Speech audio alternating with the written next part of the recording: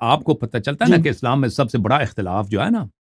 بڑا اختلاف یہ ہے کہ نبی کریم صلی اللہ علیہ وسلم کے بعد آپ کا امام کون ہے، پیشوا کون ہے؟ ہم شیعہ کہتے ہیں امام علی علیہ السلام، اہل بیت علیہ السلام۔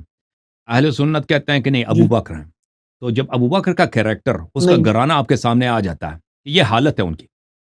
کہ بھائی صحیح اتنی، صحیح میں صحیح میں صحیح بہت معذرت کے ساتھ، بہت معذرت کے کہ بے حیائی، بے عفتی اور بے غیرتی اس طرح کہیں نہیں ہوتا بھائی۔ یہ جو حالت تھا ابو بکر کے گھر کا نا،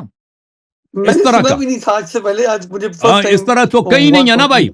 تو یہ شخص کیسے آپ کا امام ہو سکتا ہے؟ تو آپ اقتدا کرو نا، اگر ابو بکر آپ کا امام، اقتدا کرو نا، ابھی اپنی بیٹیوں کو کہہ دو مہمانوں کو دودھ پلا دو بھائی، اس طرح سے اپنی ہی جی بیٹیوں کا دودھ پلا۔ جی یہ کہاں پہ ہوتا ہے؟ آج تک آپ نے سنا ہے کہ افریقہ کے جنگلوں میں بھی نہیں ہوتا بھائی، جو وحشی ہوتے ہیں ان کے مہمان آ جائے نا، جی کہ وہ بھئی بیٹیوں کا دودھ، بہو کا دودھ اس کو نکال کے کپ چاہے کپ ہی میں ہو، حالانکہ کپ کا لفظ کہیں بھی نہیں ہے، ٹھیک ہے نا۔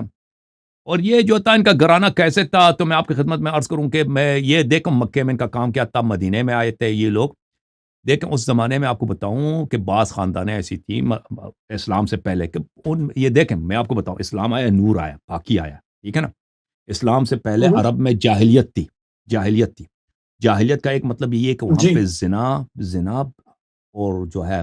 قبیح اعمال انتہا پہ تھے، کسی کو قتل کرنا یعنی پانی پینے کی طرح آسان تھا عربوں کے لیے، کسی کے شراب پینا اور کسی کا چوری کرنا، ڈکیتی کرنا، اور کسی دوسرے قبیلے پہ آپ وہاں پہ ڈکیتی کر کے اس کے مردوں کو قتل کو، عورتوں کو اٹھانا، یہ تو عام سی چیز تھی، ہمیشہ چلتا تھا نا۔ اور جی مکہ جو تھا گڑھ تھا چکلوں کا، آپ کو جیسے بتخانہ تھا ایسا مکہ، ہی ہے بالکل۔ اور یہ لوگ جب مدینہ آئے تھے، میں آپ کو ابھی یہ شخص بھاگ گیا، میں دکھا دیتا اس کو، کہ صحابہ نے مدینے میں بھی چکلا شروع کیا تھا، چکلے باقاعدہ صحابہ کرام نے مدینے میں چکلا شروع کیا تھا، بھلے۔ اور اسی لیے قرآن کی آیت نازل ہوئی، الزانی لا ينکح الا زانیہ، کہ اللہ نے یہ منع فرمایا، یہ ان کی کتابوں میں موجود ہے۔ تو یہ جب آپ